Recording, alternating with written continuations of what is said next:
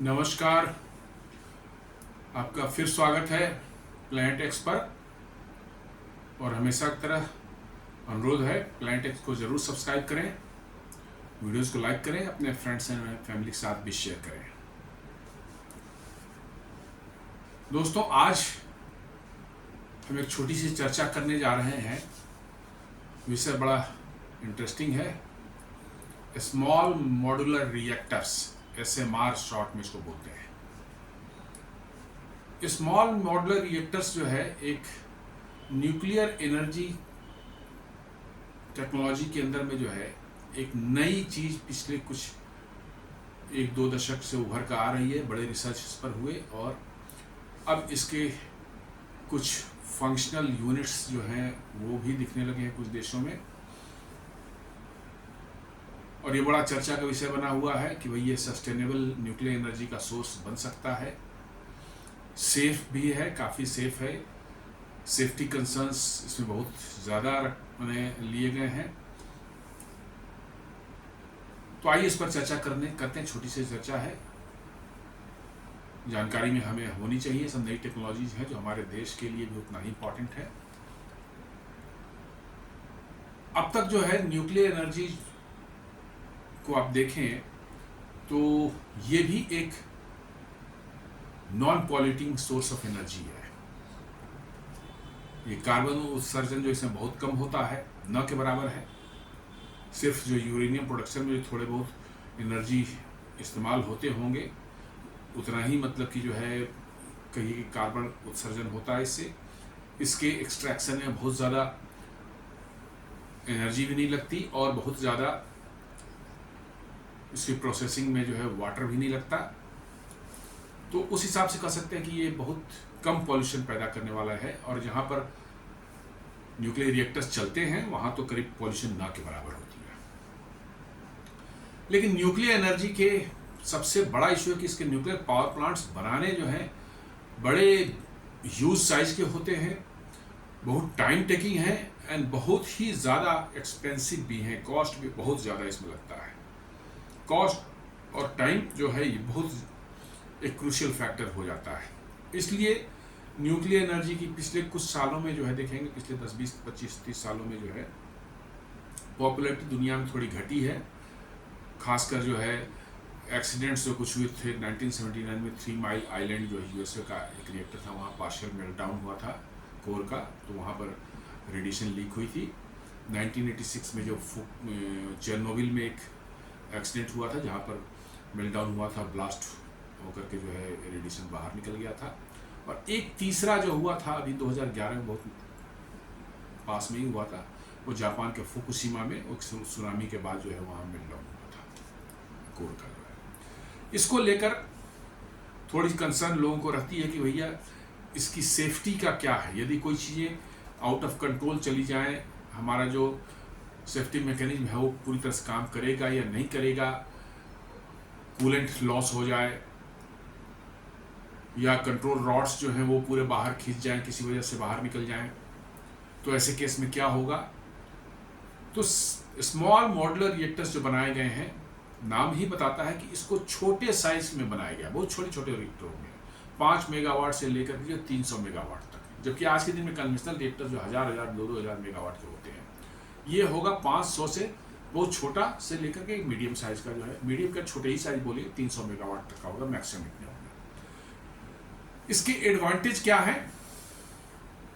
छोटा होने के कारण जो है इसके जो यूनिट्स हैं, जैसे रिएक्टर वेसल हो गया, आपके कोर का जो स्ट्रक्चर हो गया, आपके जो कंटेनमेंट वेसल्स हो गए, या मतलब कि प्रेशराइज्ड वेसल्स जो उसका हो गया, उनकी एनर्जी ट्रांसफ़र का जो मैकेनिज्म है पंप वगैरह सारे चीज़ जो है, इन सबों को जो है एक यूनिट के फॉर्म में किसी फैक्ट्री में बनाया जा सकता है कि स्टैंडर्ड तरीके से, और वहाँ से लोड करके ला करके माइनर कुछ construction work, civil construction work और वहाँ करके वाटर वगैरह की जो व्यवस्था होती है वो सब करके जो है आप जो है उसको 3 साल के अंदर में चालू कर सकते हैं। जबकि कन्वेंशनल पावर प्लांट बनने में 8 से 10 साल लग ही जाते हैं। बहुत इफिशिएंट 6 से 7 साल लगेंगे, वैसे 8 से 10 साल लग जाते हैं किसी भी देश में चले जाते हैं। चूँकि ये फैक्ट्री मेड रहेंगे तो क्वालिटी कंसर्न्स इसके साथ नहीं रहेंगी।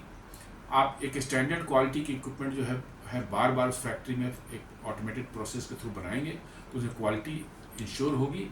प्लस इसको बना करके जो है साइट पर इसमें फैब्रिकेट नहीं करेंगे, जो है साइट पर सीधे ले जा करके सिविल वर्क करके वहाँ पर सेट कर देते हैं आप।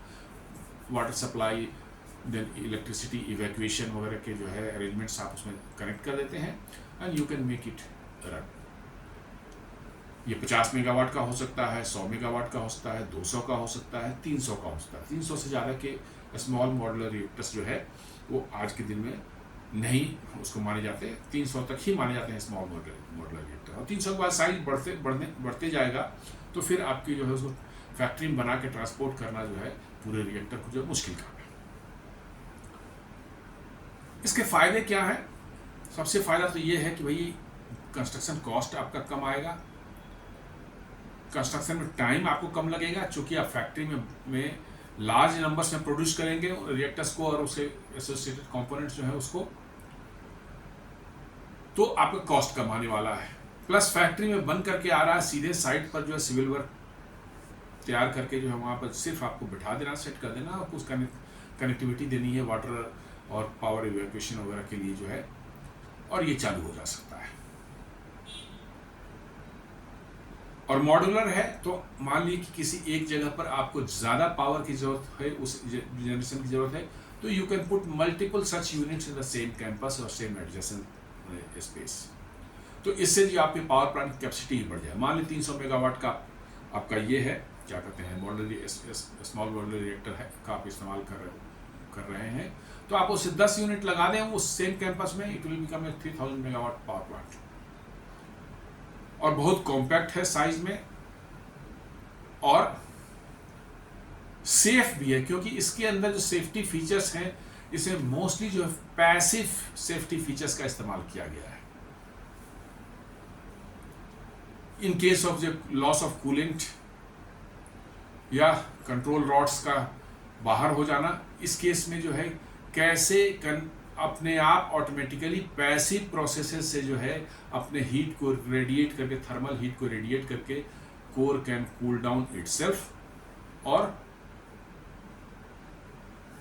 एक कैटास्ट्रॉफिक फेलियर से बचाया जा सकता है। ये सारे फीचर्स में दिए हुए। एक्टिव कंपोनेंट्स जो होते हैं उनके खुद के फेलियर होने के चांसेस ज़्यादा रहते हैं।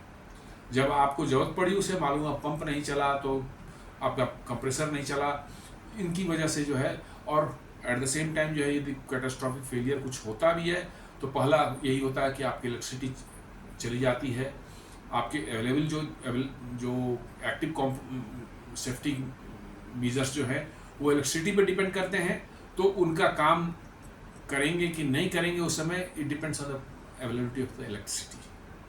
तो पैसिव सेफ्टी फीचर्स जो डाले गए इसमें, इससे एक ये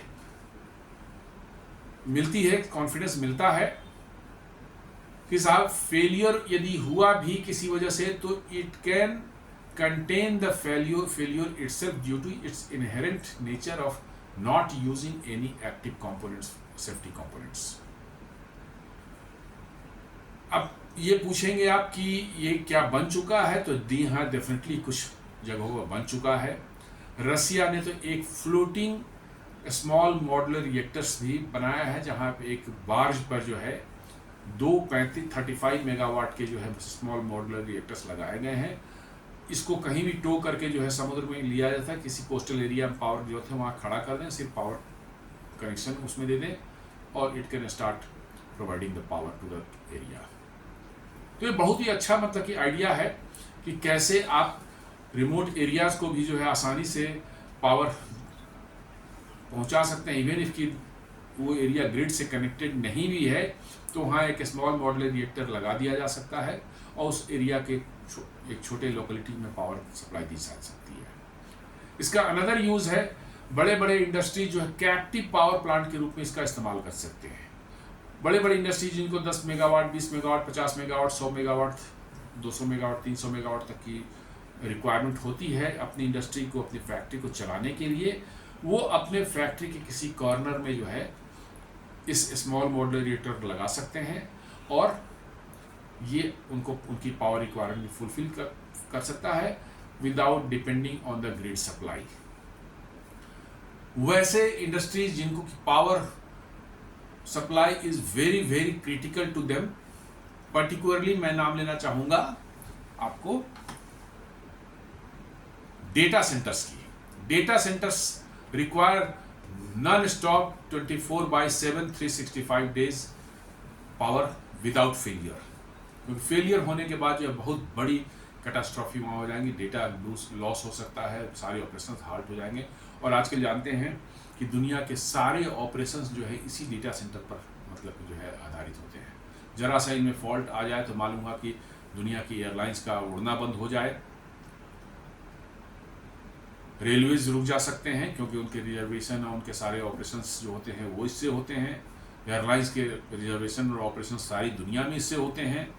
सारे दुनिया के जो है एयर ट्रैफिक कंट्रोलर्स आपस में कनेक्टेड, उनकी डेटा यहाँ पर जाती है, इनके पास में जाती है। वो सारे एक्टिविटी एक बार रुक जाएगी और समझ लीजिए कि आपका जो है एक्टिविटी बंद हो सकती है। हमारे पावर ग्रिड्स जो हैं वो इसका इस्तेमाल करते हैं डेटा सेंटर्स का, अपने डेटा को वहाँ स्टोर करने रखने के लिए और टाइम टू टाइम उसको एक्सट्रैक्ट करने के लिए। तो डेटा सेंटर्स जो ऐसे होते हैं जिनको कि विदाउट फेल 24/7 365 डेज जो है उनको पावर चाहिए। फॉर देम मान उनकी रिक्वायरमेंट 10 मेगावाट की है तो एक छोटा 10 मेगावाट का मॉड्यूलर रिएक्टर जो किसी कॉर्नर में बिल्डिंग के साथ में कहीं लगा दिया जा सकता है और वो उनको पावर दे सकते हैं। प्लस इनकी रिफ्यूएलिंग टाइम जो है बहुत फ्रिक्वेंट नहीं होती, जैसे कि स्टैंडर्ड नॉर्मल कन्वेंशनल रिएक्टर्स होते हैं हर 1-2 साल में को रिफ्यूलिंग करनी पड़ती है। इनकी रिफ्यूलिंग कम से कम 3 से 7 साल तक है, फिर हो सकता है ये 10 से 20 साल तक भी ऐसा डिजाइन आने को है जिसमें एक बार फ्यूल डाल दिया अगले 20 साल तक इसमें फिर रिफ्यूलिंग की जरूरत नहीं पड़ेगी। तो ये सब इसके फायदे हैं। भारत के परिप्रेक्ष्य में बात करें तो भाभा एटॉमिक रिसर्च सेंटर ने एक भारत स्मॉल मॉड्यूलर रिएक्टर का डिजाइन बनाया है। It is under testing phase और इसको जो है बहुत शीघ्र ही जो है ये इसको एक्सपेरिमेंटल उसमें जो है इसको जो है फील्ड में डिप्लॉयमेंट इसका शुरू होगा और फिर देखा जाएगा कि इसकी क्या परफॉर्मेंस रहती है। बेस्ड ऑन दैट परफॉर्मेंस इसको लार्ज स्केल पर इम्प्लीमेंट किया जा सकता है। भारत सरकार ने भी एक बनाया है प्रोग्राम। अभी इनिशियली 10 ऐसे लोकेशन चूज किए जहां ऑलरेडी हमारे बहुत पुराने थर्मल पावर प्लांट चल रहे हैं। They are very old, 40 years 50 years old हो गए हैं, उनकी लाइफ करीब करीब खत्म हो चुकी है और उनको डिसकंटिन्यू किया जा सकता है, मतलब कि जो है अगले कुछ सालों में जो है, बिकॉज वो बहुत पुराने हो चुके हैं, बहुत पॉल्यूशन पैदा कर रहे हैं और उनके स्पेयर्स मिलने अब मुश्किल हैं, पुराने डिजाइन के हैं। तो 10 ऐसे लोकेशंस उन्होंने डिसाइड किए हैं जहां पर स्मॉल मॉड्यूलर रिएक्टर्स डिप्लॉय करके जो है उन ओल्ड प्लांट्स को बंद करके जो है वहां पर स्मॉल मॉड्यूलर रिएक्टर से जो है पावर जनरेट की जाएगी और इसको जो है ग्रिड में दिया जाएगा। इन तीनों ये 10 जगह जो है क्यों चूज किए गए हैं, why not in new place.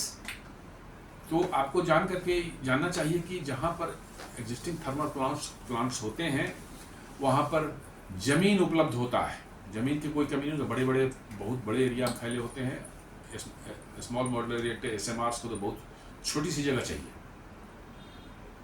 तो जमीन की उपलब्धि वहां पर है, आपको एक्स्ट्रा लैंड लेने की जरूरत नहीं है।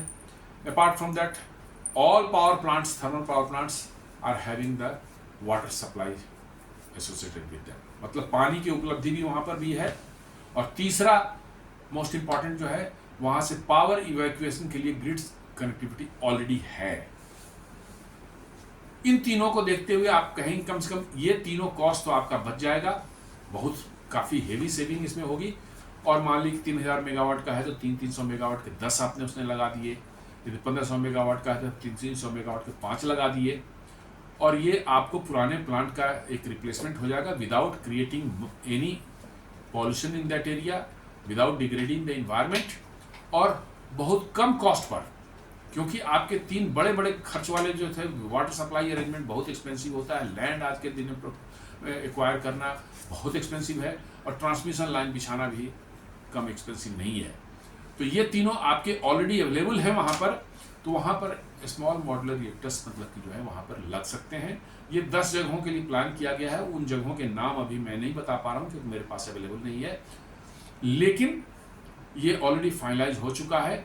वो एक जो भाभा एटॉमिक रिसर्च सेंटर ने जो है भारत स्मॉल रिएक्टर बनाया है, एक जगह कहीं लगा के उसको टेस्ट किया जाएगा, परफॉर्मेंस उसकी सेटिस्फैक्ट्री रही तो उसको रेप्लिकेट करके सब जगह जो है लगाया जाएगा, और फिर बड़ी तेज़ी से आप अपने न्यूक्लियर एनर्जी के जो है उसमें जो है कैपेसिटी में इन्हांस कर सकते हैं। जैसा मैंने बताया था कि पैसिव सिक्योरिटी फीचर्स इसमें यूज़ किए जाते हैं। इसमें फ्यूल रॉड्स को जो है एक सिलिकॉन कार्बाइड के अंदर में एम्बेडेड रहते हैं, जिसके कारण उनके मेल्टडाउन होने की संभावना न के बराबर रहती है, और कन्वेंशनली जो है वो कन्वेक्शन करंट के थ्रू जो है नेचुरल प्रोसेस से जो है इन केस यदि कूलेंट वगैरह का लॉस होता है तो अपने आप को कूल डाउन कर सकते हैं। It has already been proven, laboratory में इसको ऑलरेडी देखा जा चुका है। कन्वेंशनली जो छोटे होते हैं, स्मॉल साइज के होते हैं, तो उनको कूल डाउन करना आसान होता है, तो नेचुरल एयर के कन्वेक्शन से जो है अपने आप को कूल डाउन कर सकते हैं।